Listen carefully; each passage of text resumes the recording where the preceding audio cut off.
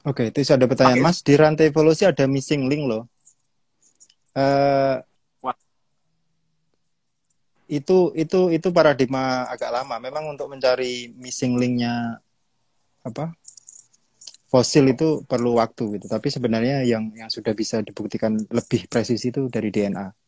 Jadi dari DNA itu kita tahu persis seberapa jauh kita dengan saudara-saudara makhluk lain gitu.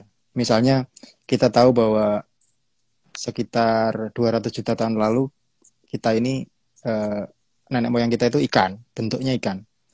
Terus 65 juta tahun lalu nenek moyang kita itu bentuknya kayak tikus. Terus sekitar 10 juta tahun lalu masih seperti monyet gitu. Jadi itu sudah bisa dibuktikan lewat DNA. Tapi kalau missing link di fosil memang iya, karena memang kalau benda itu mati atau makhluk itu mati kan fosilnya sering hilang, sering nggak ada. Jadi nggak masalah apa. Tapi itu sekarang sudah nggak bisa dijadikan apa alasan lagi untuk tidak percaya evolusi karena sudah ada DNA itu tadi. Ini ada pertanyaan, Mas, bumi dihujani bunga dari langit itu fenomena apa? Bunga apa tuh? Bunga bang. buah.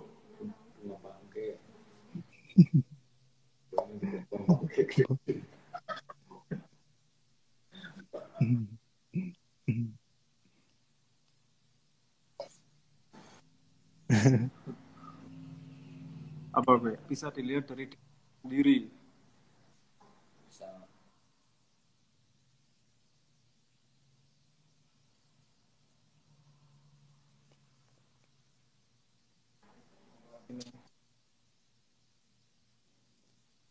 Apakah sifat atau cara berpikir manusia bisa dilihat dari DNA? Tidak, karena itu hanya faktor dasar. Kemudian ada nurture, ada faktor pengalaman, ada voice yang merekonstruksi otak terus-terusan. Bro, startup bro di Silicon apa namanya? Apa startupmu? Nanti tahu kok nggak lihat pertanyaan itu. Wah, aku sedang bikin startup blockchain. Terus ini pertanyaannya lagi, apakah Al-Quran bisa salah? Kalau menurut pendapat saya memang bisa salah. Jadi banyak sekali di Al-Quran yang menurut aku salah. Kayak misalnya apa dibilang salah satunya bahwa meteor itu lemparan setan dari langit. Terus konsep langit pun sebenarnya sangat ambigu, langit itu yang mana gitu. Terus banyak sebenarnya kalau kalau diteliti satu persatu hampir semua kitab suci ada salah.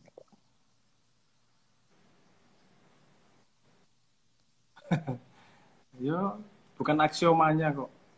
Mhm. Iki iki iya ya. Itu debat agama harus sains ki ora paham ini termasuk sing takon-takon iki barang. Ini petanya ini berbeda memang gitu. Hmm. Apakah Al-Qur'an bisa salah? Nek kowe ndelok neng kaca iso salah kualik kabeh. Definisi salah pun bisa bermacam-macam. Kowe ngetik tinta apa jenenge ngeprint tintane entek iso salah, ora lengkap. Jadi kemungkinan salah probability-nya sangat besar. Itu ada faktor manusianya gitu.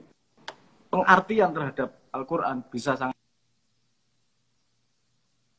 salah. Datang dari limitasi manusianya. Kebenaran terhadap Quran orang ngerti, kita semua sedang mencari bagaimana apa sebenarnya dia membantu kita conduct life dalam hidup ini. Yang bisa kita cari kan mangkakno dalam makanya dalam gue berarti gue apal Al-Fatihah ya karena aku khatam Quran bola-balik. Karena rasalah ada kalimat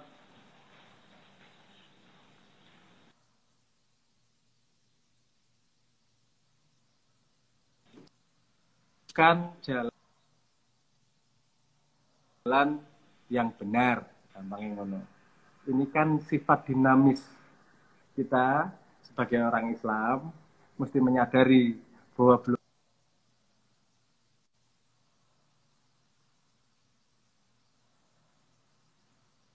yang paling berbahaya dari beragama adalah mengasuhnya adalah kebenaran absolut.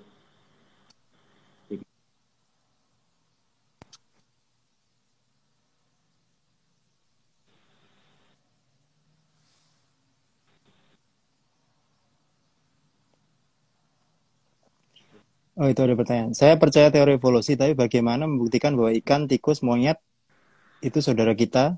Kenapa mereka tidak segera mencapai level manusia? Itu kompleks ya. Jadi kenapa manusia itu lebih pintar dari yang lainnya? Karena kita apa namanya, punya neuron yang lebih banyak. Jadi apa, lambat laun neuron yang lebih banyak itu membuat kita lebih pintar dari mereka. Seperti yang saya bilang tadi, kesadaran kita lebih banyak karena layer modul otak kita itu lebih banyak. Perkiraan terakhir itu sekitar 300 juta.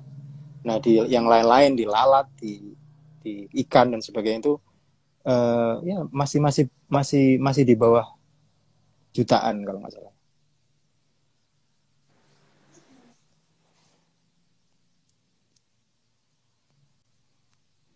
Mas Abrang belajarnya di mana toh? Sepertinya menguasai semua cabang ilmu. Iya, dia belajarnya Eni Ero, Freddy S juga dipelajari. Apa? Saya nggak itu, saya download pakai jaringan yang amin, belum tak kasih loginnya. Jadi nanti kapan-kapan kasih loginnya. Udah download gitu. Oh, itu ada tanya. Bagaimana dengan perkembangan negara yang semakin religius seperti Indonesia, India, Amerika dan Turki? Nah, itu permasalahan permasalahan yang apa yang sering saya kemukakan nih, bahwa dogma itu ketika dia menjadi peer pressure, dia bisa menjadi mainstream. Itu sudah sering terjadi di sejarah manusia. Misalnya di Eropa yang pernah rasional dan maju di zamannya Yunani, kemudian hilang ketika karena tidak diteruskan oleh Romawi, dan kemudian Romawi hancur. Eropa mengalami zaman kegelapan selama seribuan tahun. Di Islam juga begitu, ketika apa namanya konflik-konflik internal Islam di zamannya Mu'tazilah sama Sunni, itu kemudian memperlemah orang Islam. Akhirnya ilmu yang dipelajari di Baghdad, di Baitul Hikmah itu semakin lama semakin hilang, dan kemudian hancur sama sekali ketika dikalahkan oleh Mongol. Jadi memang dogma itu kalau kalau apa kalau dibiarkan, tidak dikritisi, itu akan menjadi sangat berbahaya. Makanya kalau kalau menurut saya, kalau Islam mau maju, itu salah satu yang perlu dikembangkan itu aliran Mu'tazilah kalau menurut saya. Karena Mu'tazilah itu sangat rasional. Dia berpendapat bahwa rasio otak itu sama validnya dengan Quran gitu. Dan tapi dua-duanya bisa salah ya. Jadi Al-Quran pun bisa salah. Gitu. Karena menurut pandangan Mu'tazilah, yang paling benar itu cuma Allah, Tuhannya itu. Nah, manusia itu hanyalah makhluk Allah, dan yang namanya makhluk semua bisa salah, termasuk Al-Quran. Al-Quran itu juga makhluk Allah, jadi dia bisa salah. Itu mengapa saya, kalau misalnya Islam mau maju, menurut saya satu-satunya aliran yang pernah ada dalam sejarah yang maju itu Mu'tazilah.